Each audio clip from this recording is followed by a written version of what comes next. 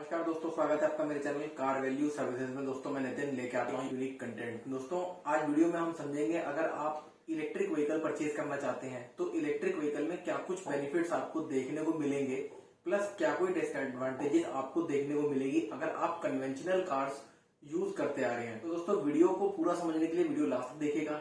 चलिए दोस्तों वीडियो शुरू करते हैं।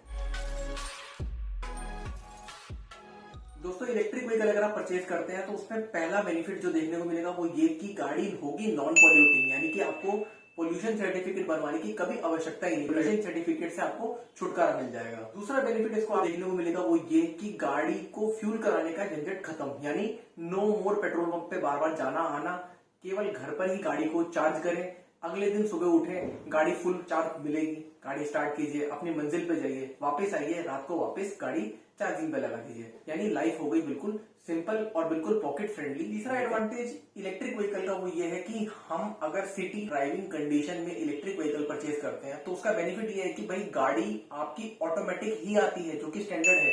और ऑटोमेटिक गाड़ी का फायदा आपको मिलता है सिटी ड्राइविंग कंडीशन में, जहां पर कि बम्पर टू बम्पर ट्रैफिक होता है, वहां पर एक ऑटोमेटिक गाड़ी ऑलरेडी हमारे को बेनिफिशियल है।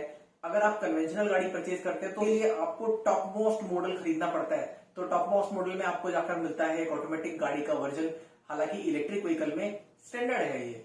नेक्स्ट बेनिफिट जो आपको देखने को मिलेगा वो ये कि आफ्टर सेल सर्विस की रिक्वायरमेंट ही नहीं है, यानी कि गाड़ी हो जाएगी आपकी एक जीरो मेंटेनेंस व्हीकल।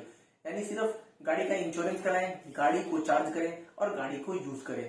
सर्विस की कोई आवश्यकता ही नहीं, सर्विस सेंटर पर जाने का झंझट खत्म। Electric vehicle being heavier than a conventional internal combustion engine vehicle, तो उसमें होता यह है कि जो इंटरनल कंबस्शन इंजन व्हीकल है उसके अंदर सेंटर ऑफ ग्रेविटी गाड़ी का फिक्स नहीं होता, मगर एक इलेक्ट्रिक व्हीकल के अंदर सेंटर ऑफ ग्रेविटी बहुत अच्छा मिल पाता है। वो कारण ये है कि जो गाड़ी की बैटरीज होती हैं वो उसमें सबसे हेवीएस्ट पार्ट होती है और गाड़ी की बैटरी गाड़ी के फ्लोर के अंदर इंस्टॉल्ड होती है, जिसकी वजह से जो गाड़ी की बैटरी है वो गाड़ी को एक बेटर सेंटर ऑफ ग्रेविटी देती है, जिससे कि गाड़ी का रोलिंग रेजिस्टेंस या गाड़ी के मोड़ों पर, जिसको कहते हैं झोंक मारना देसी लैंग्वेज में, वो चीज बिल्कुल घट जाती है as compare to internal combustion engine. तो दोस्तों ये तो थे बेनिफिट्स जो कि आप देखेंगे अगर आप इलेक्ट्रिक व्हीकल परचेज करते हैं। अब दोस्तों मैं आपको कुछ ऐसे पॉइंट्स बताने वाला हूं जो कि आपको तब पता चलेंगे जब आप एक इलेक्ट्रिक व्हीकल ऑलरेडी ओन कर रहे होंगे। डिसएडवांटेजेस ओवर एक इंटरनल कंबस्शन इंजन अगर आप इलेक्ट्रिक व्हीकल को पसंद करते हैं, चूज करते हैं और खरीदने वाले हैं। इलेक्ट्रिक व्हीकल में जो सबसे ज्यादा माने जाने वाला पॉइंट है वो है रेंज एंजाइटी। पहले एक एंजाइटी तो लाइफ में हुआ ही करती थी, ये एक नई एंजाइटी आ गई जिसको कहते हैं रेंज एंजाइटी। अब नाम से ही पता चल रहा है, यानी कि अगर ये जो गाड़ी आप प्रेफर करते हो एक सिटी से दूसरी सिटी में ट्रेवल करने के लिए, यानी कि जैसे अगर आप दिल्ली से आप सोचते हैं कि चलिए हम लोग ऋषिकेश चलते हैं या फिर मेरठ की साइड से चले जाते हैं, तो ऐसे में आपको हमेशा एक रेंज एंजाइटी बनी रहेगी। और रेंज एंजाइटी में क्या होता है, मोस्टली आपको यही लगा रहता है कि यार गाड़ी का जो चार्ज है वो खत्म ना हो जाए। और जो कि मार्केट में इलेक्ट्रिक व्हीकल में नेक्सन जो गाड़ी आ रही है वो सबसे ज्यादा फेमस है, उसमें भी आपको पता चल रहा होगा कि कुछ नटी गटी इश्यूज उसके अंदर आ रहे हैं। तो ये रेंज एंजाइटी वाला जो इशू है ये इन गाड़ियों में एक सबसे प्रमुख रीजन है जिसकी वजह से लोग इलेक्ट्रिक व्हीकल खरीदना पसंद अभी भी नहीं कर रहे हैं। इलेक्ट्रिक व्हीकल में दूसरा सबसे बड़ा डिसएडवांटेज वो ये है कि इलेक्ट्रिक व्हीकल बहुत ही कॉस्टली है।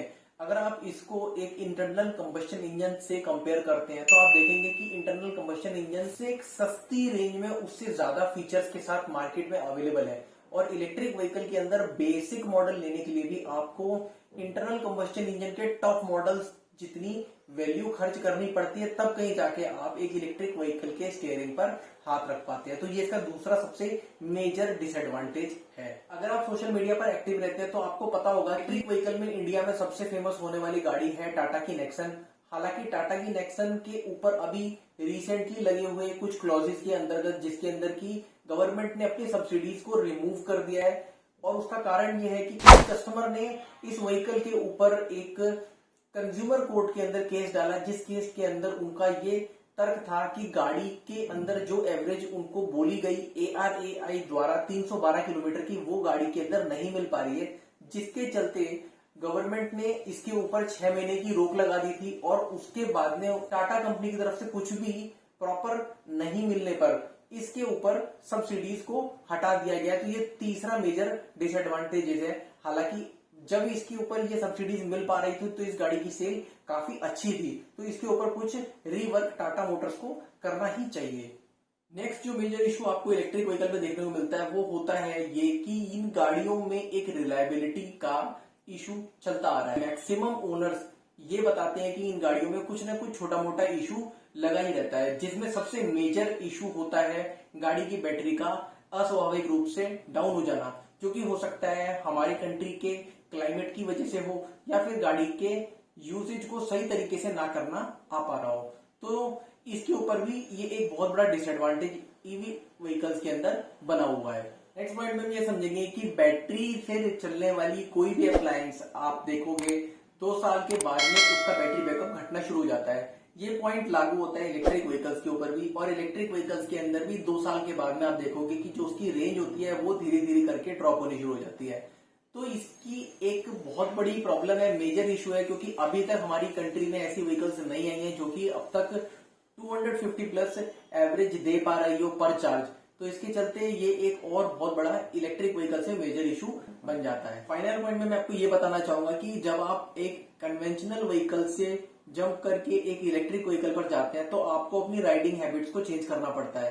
कारण क्या है, इलेक्ट्रिक व्हीकल के अंदर अगर आप बहुत ज्यादा इनिशियल पिकअप देते हैं तो आपकी गाड़ी का रेंज गिर जाता है। उसी तरीके से अगर आप इस गाड़ी को एक बहुत हाई स्पीड पे कॉन्स्टेंटली चलाते हो, जैसे कि नॉर्मली हम लोग एक कन्वेंशनल व्हीकल को हाईवेज पे 80-90 की रफ्तार पर चलाते हैं, तो हम लोग एक्सपेक्ट करते हैं कि उसमें एक अच्छी एवरेज हमारे को देखने को मिलेगी लाइक इन डीजल व्हीकल्स। वो वाली चीज इलेक्ट्रिक व्हीकल में देखने को नहीं मिलती है। आपको एक कांस्टेंट स्पीड पर ही मेंटेन करके चलाना पड़ता है ताकि व्हीकल आपको एक अच्छा माइलेज दे पाए, उसकी रेंज बनी रहे।